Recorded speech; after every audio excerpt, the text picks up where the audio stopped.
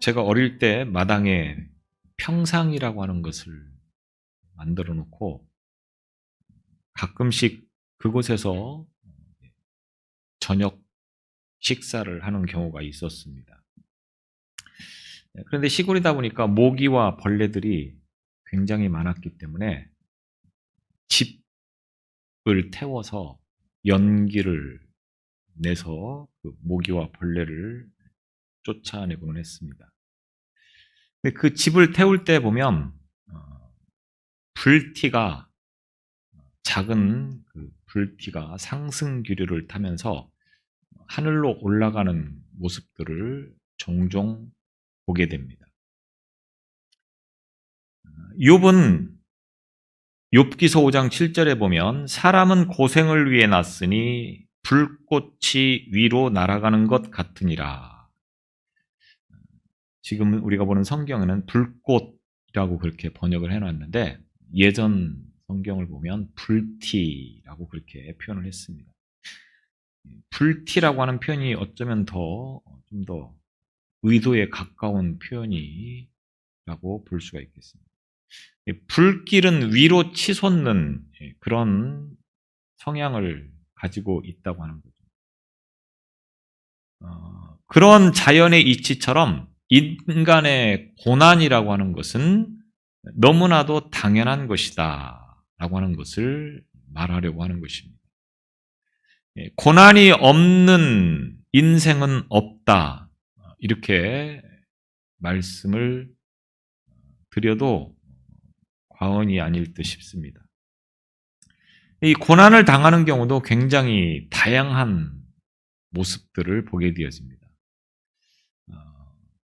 요나 같은 경우에는 자신이 하나님의 말씀을 거역하여서 하나님의 명령에 따르지 않고 다른 길로 가다가 고난을 당하는 모습을 우리가 볼 수 있습니다.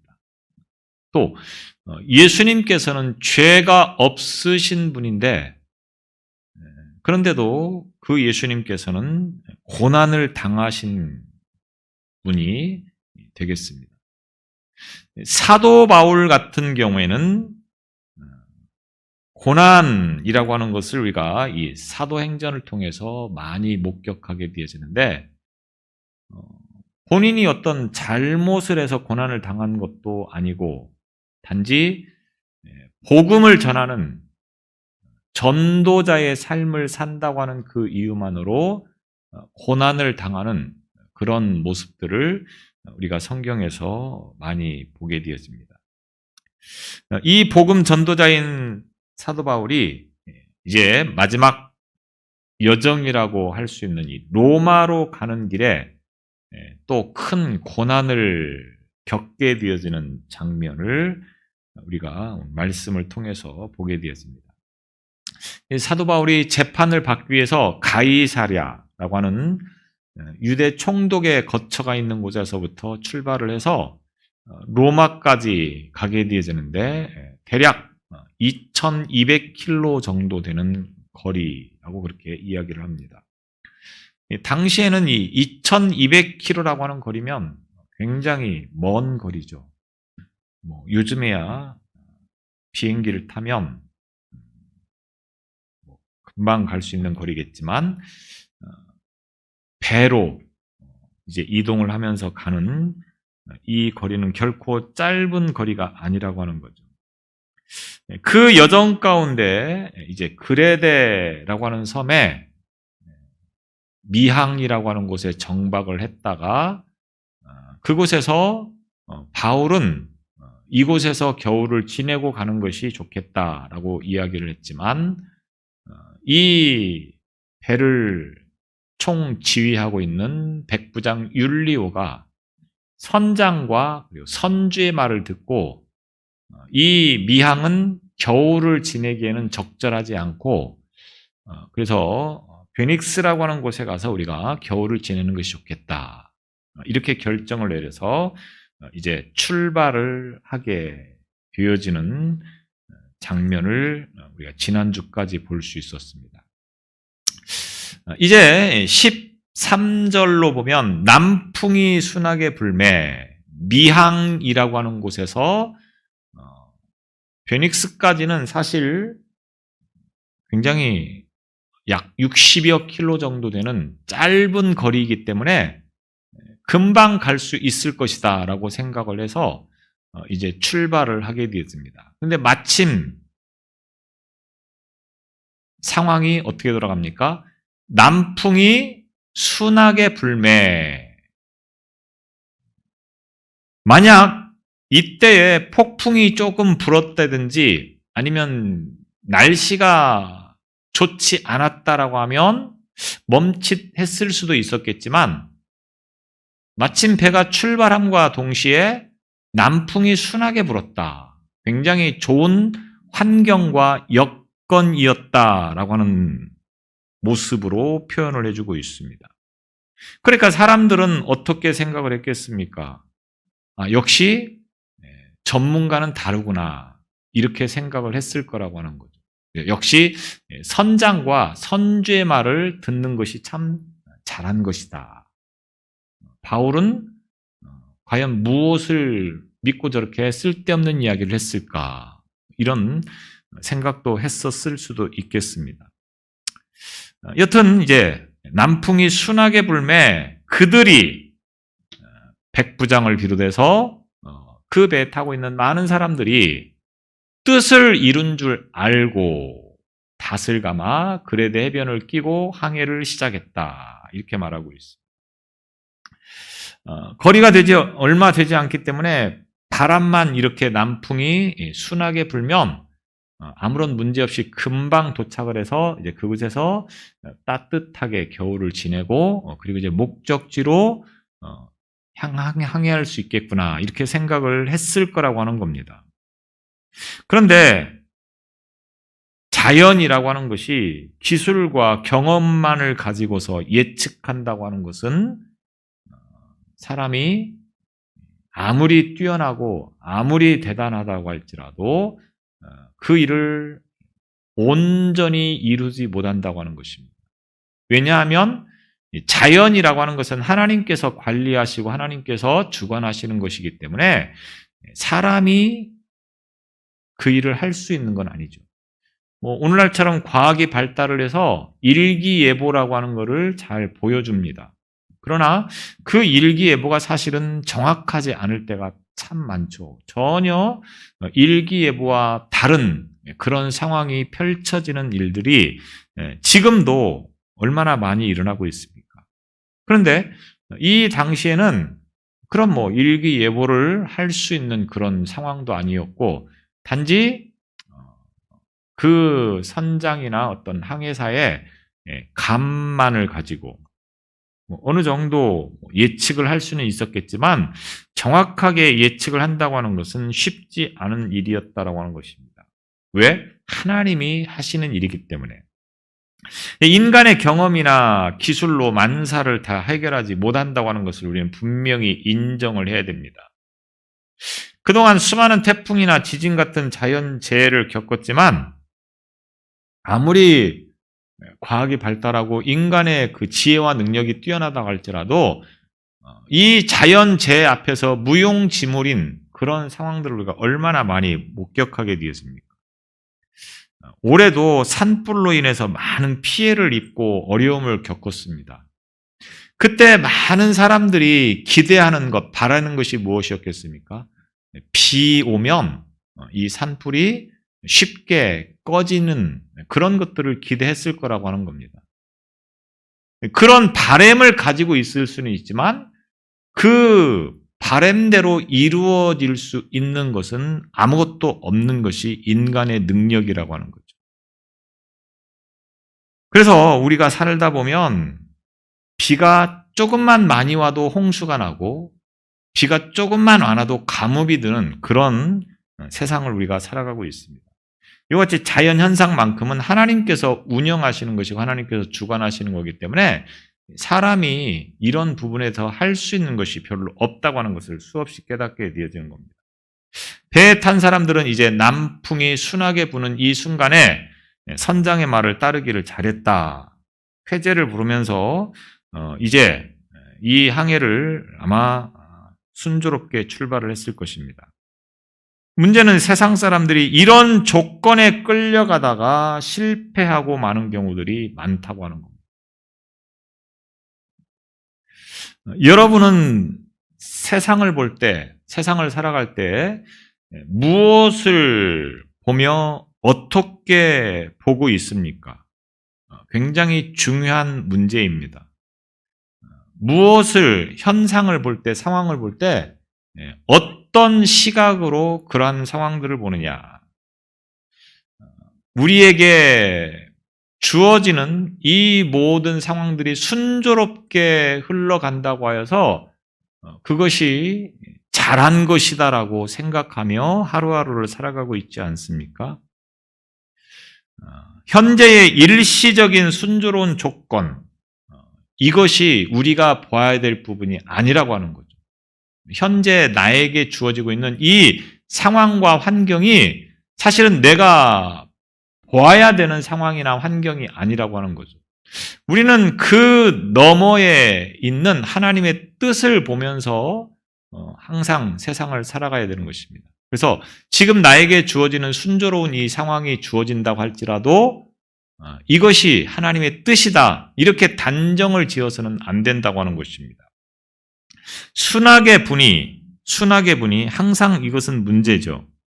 폭풍우가 몰아칠 기미를 보였다고 하면 어떻겠습니까?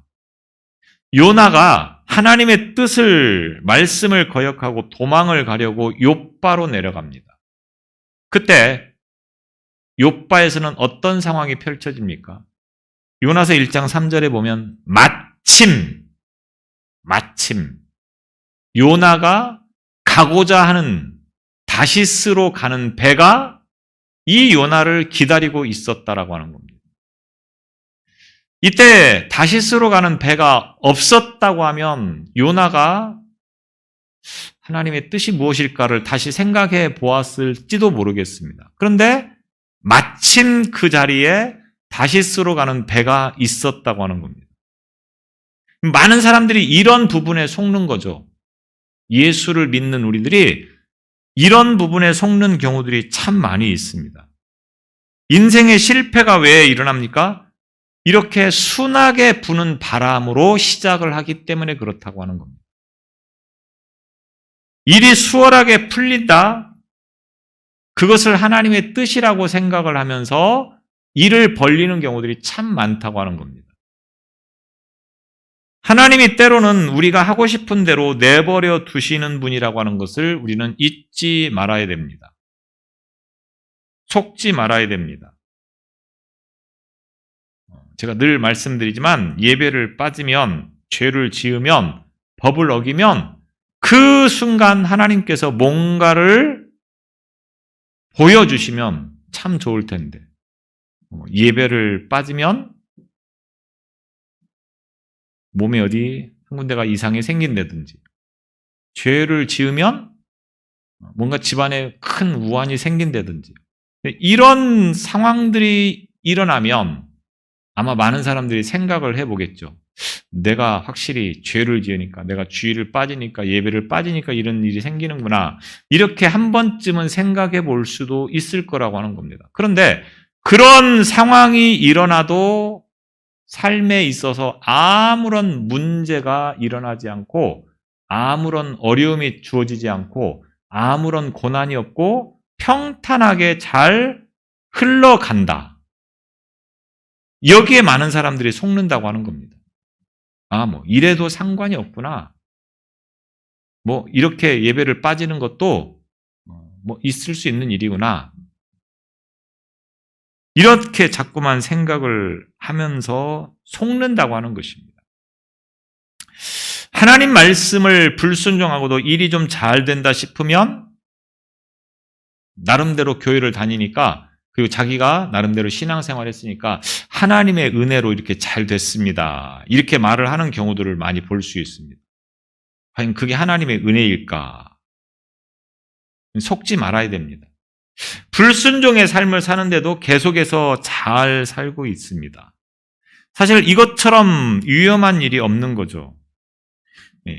그런 자들은 하나님의 관심 밖의 사람이 되었다고 하는 것을 한 번쯤 생각해 볼 필요가 있는데 전혀 그런 생각을 하지 않습니다. 이렇게 불순종을 하면서 살아가도 아무런 문제가 없다. 그러니까 여전히 불순종의 그 길을 걷게 되어지는 것을 봅니다.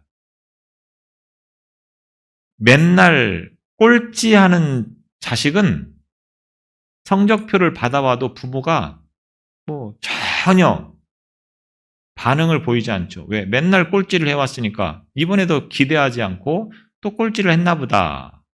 아무런 반응을 보이지 않습니다. 그러면 이 꼴찌를 할 학생은 어떻게 이해를 할까요? 내가 꼴찌를 해도 부모님은 전혀 나에 대해서 야단을 치지 않고 그러니까 괜찮은 건가 보구나 이렇게 생각을 한다고 하는 거죠. 부모의 심정은 왜 그렇습니까? 맨날 꼴찌하니까 의뢰이 이번에도 당연히 꼴찌를 했을 거다 이렇게 생각을 했기 때문에 아무런 관심을 보이지 않는 거예요. 조금 공부를 하는 아이가 성적이 떨어지면 어떡합니까? 바로 한 방 날아가죠.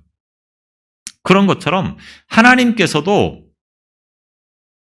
그냥 버려둘 사람은 버려둔다고 성경은 분명히 기록을 하고 있다고 하는 겁니다. 그러니까 내가 잘 된다고 하여서 내가 하나님의 말씀에 불순종하고 하나님의 뜻대로 살지 못하고 있음에도 불구하고 잘 된다고 하여서 하나님이 나에게 복을 주시고 있구나. 하나님이 나를 은혜를 주시고 있구나. 이렇게 속으면 안 된다고 하는 것입니다. 내가 혹시 하나님의 관심 밖의 사람이 되어져 버린 것은 아닌가?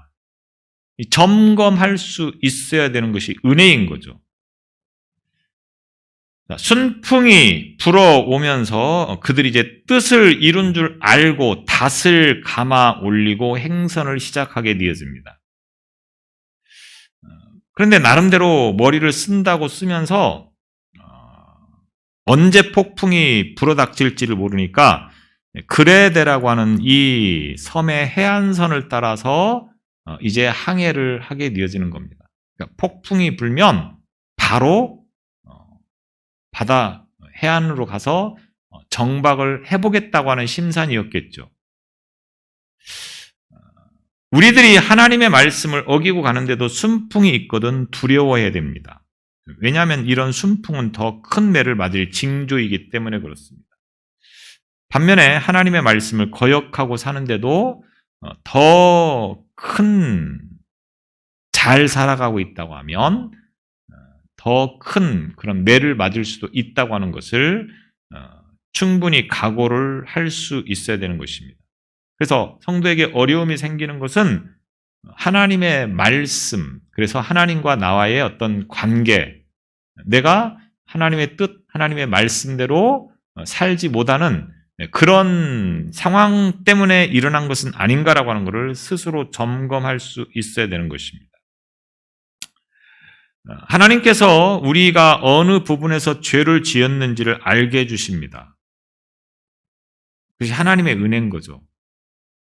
돈 때문에 고난을 당하고 있다고 하면 돈 문제에서 죄를 지은 것은 아닌가. 몸에 문제가 생겼다고 하면 또 건강할 때 하나님께 감사하지 못하고 함부로 살아서 그런 것은 아닌가. 물론 다 그런 것은 아니겠지만 그런 부분들이 있다고 하는 것을 우리는 분명히 알아야 됩니다. 그런데 과연 그렇게 생각을 하고 살아가느냐. 여러분은 부자이고 영혼이 망하는 사람이 되고 싶습니까? 아니면 가난하고 영생을 얻은 사람이 되고 싶습니까? 물론 답은 다 뻔하죠. 나는 2번입니다. 가난해도 영생을 얻는 것이 더 좋은 것이고 나는 그 길을 가고 싶습니다. 이렇게 말은 합니다. 그런데 삶 속에서 정말로 그렇게 살아가고 있느냐라고 하는 거죠. 말은 그렇게 하지만 삶 속에서도 정말로 가난해도 내가 믿음만큼은 하나님 앞에서 구원받은 믿음, 영생을 얻는 믿음으로 살아가고 있느냐라고 하는 것이죠. 가난한 것이 오히려 득이 되는 경우, 그런 경우에는 그것을 감사할 수 있어야 되는 것이 우리의 신앙이라고 하는 것입니다. 돈 좀 벌었다 싶으면 그 일로 인해서 교만해지고 방탕해지고 영혼이 망하는 그런 사람들이 얼마나 많은지 모릅니다. 그것이 우리의 어떤 삶의 하나의 정석이라고 이야기를 해도 아마 크게 벗어나는 말은 아니라고 생각을 합니다. 모든 사람이라고까지는 할 수 없지만 여튼 많은 사람들이 조금 주어지면 그것으로 인하여서 더 하나님께 감사하고 신앙생활을 참 잘할 것 같죠. 대부분 그렇게 생각을 합니다. 그런데 막상 주면 그렇게 살지 못하는 경우들이 더 많습니다. 사람은 현실의 세계에서 만족하는 일이 참 쉽지 않습니다. 저도 살면서 그런 것들을 참 많이 느낍니다. 제가 지금 얼마나 부유하고 넉넉한 삶을 사는지 모릅니다. 그런데 전혀 만족스럽지 않다고 하는 거죠. 조금 더 좋은 집에 살고 싶고, 조금 더 쓰고 싶고 하는 그런 마음들이 늘 있다고 하는 거죠. 대부분의 사람들이 그런 생각을 가지고 있다고 하는 겁니다. 그러니까 하나님은 그 사람이 어떤 사람인가를 아시기 때문에 꼭 필요한 만큼만 주시는 분입니다. 그렇기 때문에 내가 지금 이 삶에 대해서 만족하고 감사할 수 있어야 된다고 하는 겁니다. 조금 어렵고 힘들다? 하나님이 내 믿음이 그 정도구나라고 여기면서 그를 받아들이고 이해할 수 있어야 된다고 하는 겁니다. 바울은 죽을 때까지 자신이 가지고 있는 질병 때문에 굉장히 고생을 합니다. 대부분의 많은 사람들이 안 지릴 것이다 이렇게 이야기를 합니다. 여튼 그것이 무엇이 되었든 하여튼 이 바울의 이 육체의 아픔은 일종의 가시와 같은 역할을 하고 있는 거죠. 그런데 하나님이 바울이 누군가에게 기도해서 그 병을 고쳐주시는데 정작 바울 자신은 그것을 고치지 못하면서 평생을 살았다고 하는 겁니다. 왜 그랬겠습니까? 바울로 하여금 그 가시 같은 그것으로 인하여서 교만하지 않도록 하시기 위함이라고 하는 거죠. 사람에게는 이런 것들이 있을 때에 자기 일을 볼 줄 알고 더 교만해지지 않고 겸손하게 하나님을 섬기는 그런 신앙의 길을 걷는 존재가 되어진다고 하는 것입니다.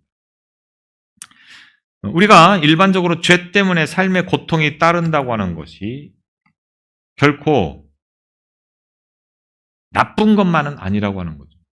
고통이 나에게 있을 때 오히려 그것이 더 나에게 은혜가 되어지는 것이고 감사의 이유가 되어지는 경우들이 허다하다고 하는 겁니다.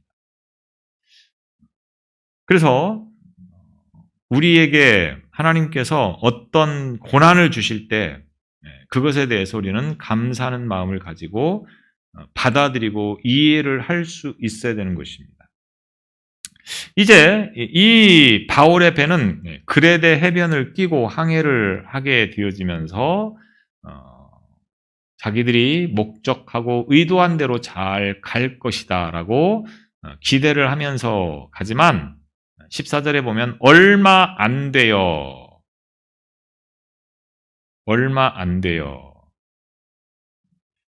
인간의 경험과 지혜로 나름 머리를 써서 해변 가까이 붙어서 항해를 하면서 이제 만약 사태를 대비하기도 하고 그리고 바람을 어느 정도 피하면서 목적지로 가고자 하는 것이 이 배의 선장과 그리고 백부장의 지금 상황이라고 하는 거죠.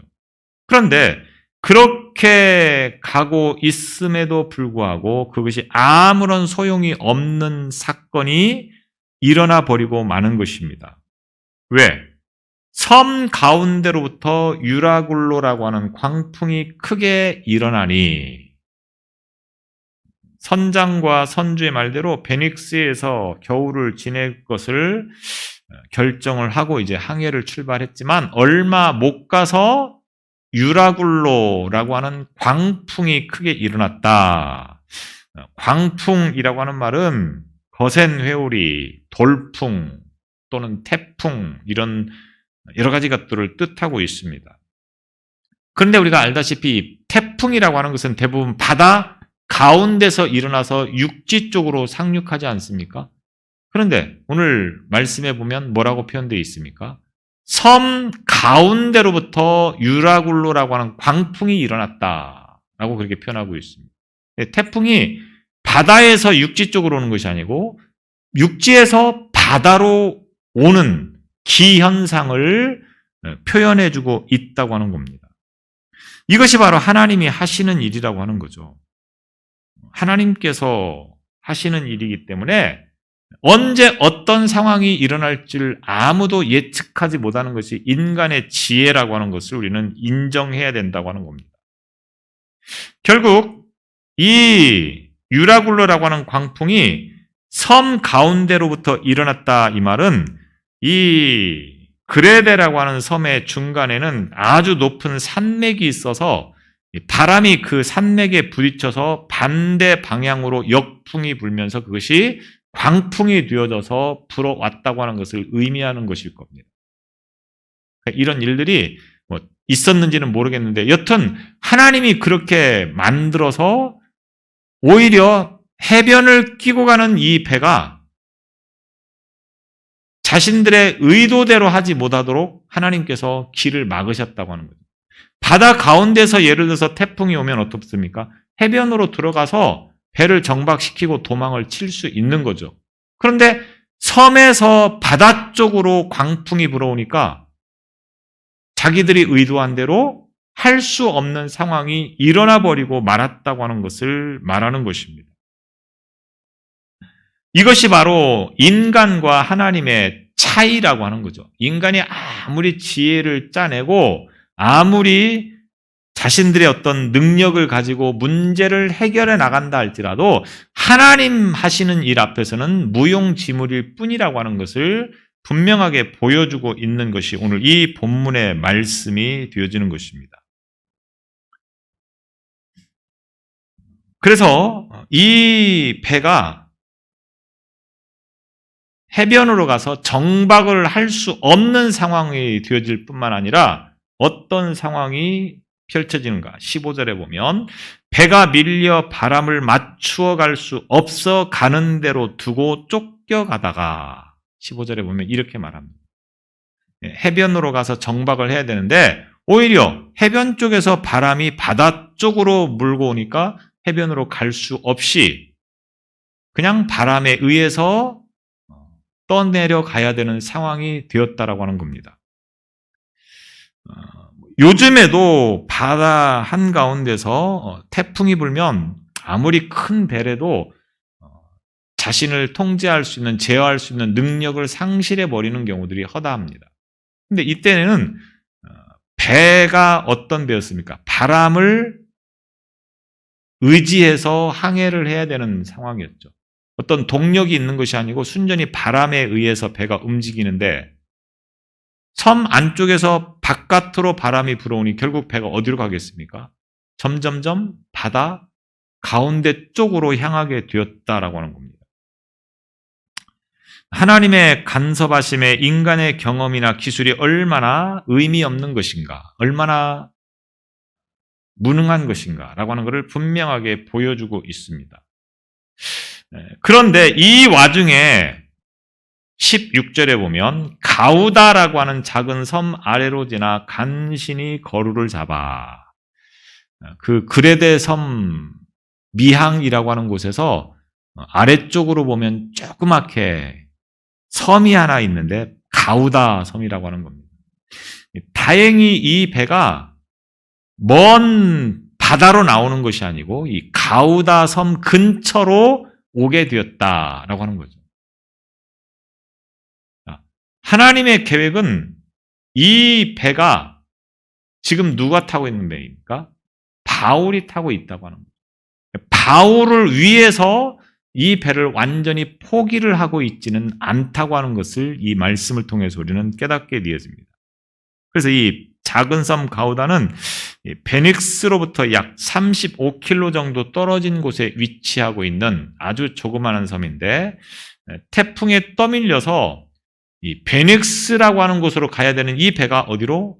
정반대인 가우디라고 하는 이 섬으로 오게 되었다라고 하는 겁니다. 불행 중 다행인 거죠.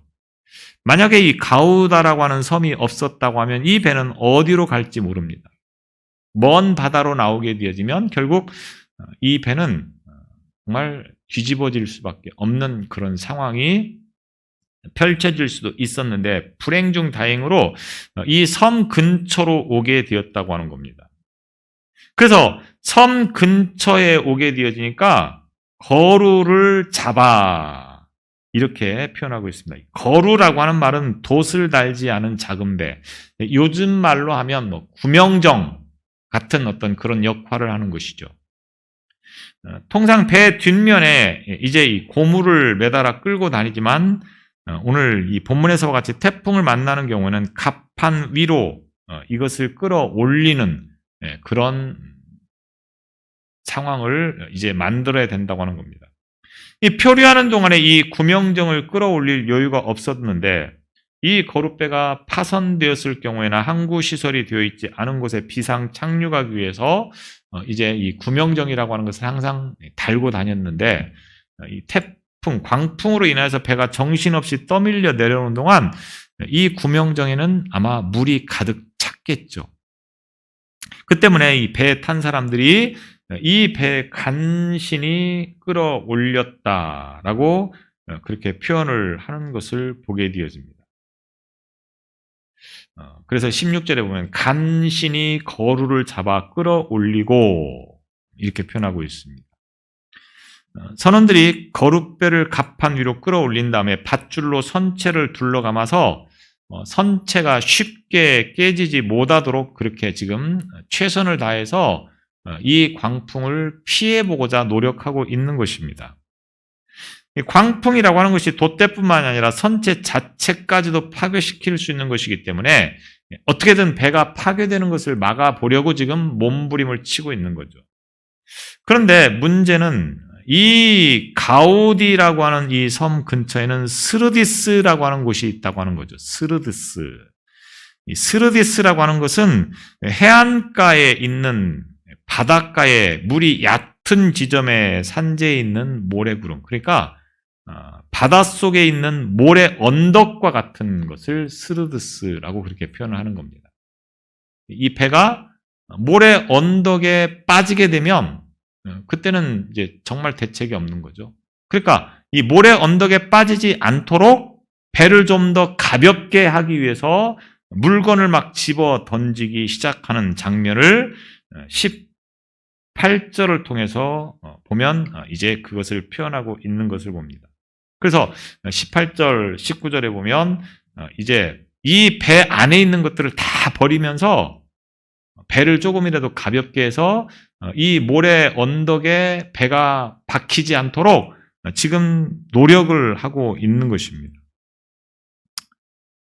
이 배 안에 있는 사공이나 이 사람들이 물건들을 다 버렸다, 이 말은 귀한 귀중품들 아니겠습니까? 무역선이기 때문에 거기에는 많은 무역하는 그러한 물품들이 있었을 것이고, 또한 생활을 해야 되는 것들도 있었을 것이고, 먹어야 되고 마셔야 되는 모든 것들이 지금 이 배에 실려져 있는 겁니다. 뿐만 아니라 배를 위해서 또 존재하는 그런 것들도 이제 다 버리는 그런 상황까지도 이야기되는 그런 장면을 18절, 19절을 통해서 이야기를 하고 있는 거죠. 우리가 풍랑으로 심히 애쓰다가 이튿날 사공들이 짐을 바다에 풀어버리고, 18절을 보면 이렇게 말하고 있습니다. 짐을, 이 말은 바다, 이제 이 항해하는 사람들의 짐과 그리고 무역을 위해서 실었던 그 모든 것들을 말하는 거죠. 그리고 19절에 보면 사흘째 되는 날에는 배 기구를 그들의 손으로 내어버리니라. 배에 사용되어지는 연장이나 그런 것들까지도 다 버리는 겁니다. 왜? 배가 이 모래 언덕에 걸리지 않도록 하기 위해서. 배의 무게를 가볍게 해야만이 이와 같이 모래 언덕에 걸리지 않을 거라고 생각을 해서 지금 이렇게 하고 있다고 하는 겁니다. 자, 이 말씀을 통해서 보면 남풍이 순하게 불어오니 모든 것들이 자기들의 의지대로 잘 될 것이라고 생각을 하고 출발을 합니다. 그런데 얼마 지나지 않아서 유로굴라라고 하는 광풍을 만나게 되어지죠. 순식간에 바다가 지옥으로 변해버린 겁니다. 배에 탄 사람들이 풍랑을 만났을 때 했던 중요한 일은 뭡니까? 모든 것을 다 바다에 던져버리는 것입니다. 음식까지도 어쩌면 다 버렸을지도 모르겠습니다. 왜? 목숨을 잃게 되는데 지금 자기가 가지고 있는 것들이 뭐가 중요한 게 있겠습니까? 목숨보다 더 중요한 건 없지 않습니까? 아무리 금은 보아라도 내 목숨과는 바꾸지 않는 것이 사람이죠.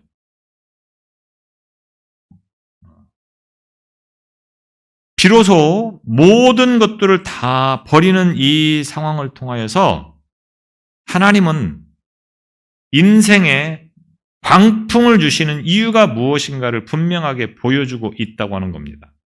광풍을 만났을 때 비로소 아무것도 할 수 없다고 하는 것을 생각하게 하는 것입니다.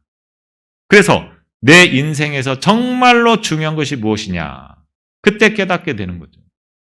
광풍이 불지 않았다고 하면 이들에게 중요한 것은 무엇이었겠습니까? 배에 실려 있는 자기들의 짐이었겠죠. 무역업을 해서 돈을 벌어야 되니까 그런 것들을 중하게 여겼다라고 하는 겁니다. 그런데 자기들의 목숨이 잃어버릴 상황이 되어지니까 그런 것들은 아무것도 아니라고 하는 것을 비로소 알게 되었다라고 하는 겁니다. 무슨 말입니까? 하나님은 풍랑을 통해서 우리에게 위기를 주시는 것이 아니라 그 순간에 진짜 가치 있는 것, 진짜 우리에게 필요한 것, 아니면 버려도 되는 것, 우리에게 가치가 없는 것, 이런 것들이 무엇인가를 구분할 수 있는 은혜를 주신다고 하는 것입니다. 그렇다고 하면 풍랑이 우리에게 얼마나 고마운 것이고 얼마나 감사한 것입니까? 우리가 살아가면서 여러분이 정말로 중요하게 생각하는 것이 무엇입니까? 정말로 가치 있다고 여기는 것들이 무엇입니까? 그것을 구분할 수 있는 때가 언제냐? 평상시에는 잘 모른다고 하는 겁니다. 우리가 평소에 살아갈 때는 귀하게 여기는 것, 소중하게 여기는 것들이 뭡니까? 눈에 보여지는 것들이 재물, 물질, 이런 것들을 굉장히 중요하게 여긴다고 하는 겁니다. 그런데 정말로 중요한 것이 무엇이냐, 정말로 가치 있는 것이 무엇이냐라고 하는 것은 고난을 만났을 때 우리가 육적인 것들만을 위해서 살아가고 있지만 고난을 만나게 되어지면 내 생명은 내가 어떻게 할 수 있는 것이 아무것도 없다고 하는 것을 비로소 알면서 그때부터 하나님을 찾기 시작하는 경우들을 우리는 볼 수 있습니다. 물론 그렇지 못한 사람도 많죠. 그러나 조금 신앙이 있다고 하면 그 고난을 통해서 비로소 나에게 가치 있고 내가 붙잡아야 될 것이 무엇인가를 비로소 알게 되어진다고 하는 것입니다. 그래서 모든 사람들이 정말로 가치 있는 것이, 정말로 중요한 것이 무엇이냐라고 하는 것은 이와 같이 광풍을 만났을 때 내 힘으로 내가 어떻게 할 수 있는 것이 아무것도 없다고 하는 것을 깨닫게 되었을 때 하나님은 그래서 우리에게 의도적으로 이렇게 광풍을 주시고 우리가 가지고 있는 것이 얼마나 무능하고 얼마나 연약한가를 분명하게 깨닫게 하시기 위해서 고난을 주신다고 하는 것을 이 말씀을 통해서 알게 되어진 것입니다.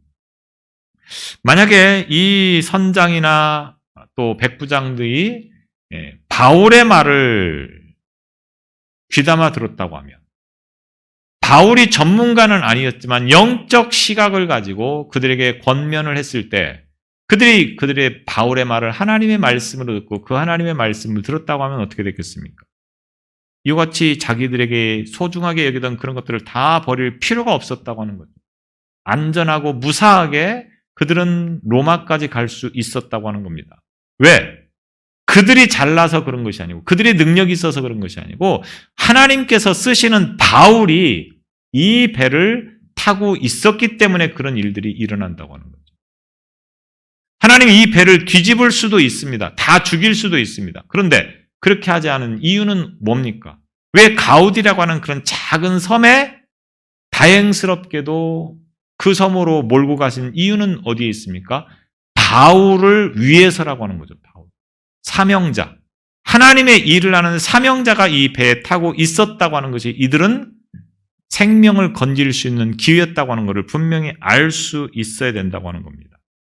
인생을 살아가면서 우리는 유라굴로 같은 혹독한 풍랑을 얼마든지 만날 수 있습니다. 아니, 이런 풍랑이 없는 인생은 하나도 없다라고 말을 해도 틀린 말이 아닙니다. 중요한 것은 그와 같은 풍랑을 만났을 때 어떻게 대처를 하느냐. 아니, 풍랑을 만나기 전에 어떤 시각으로 세상을 보면서 살아가느냐.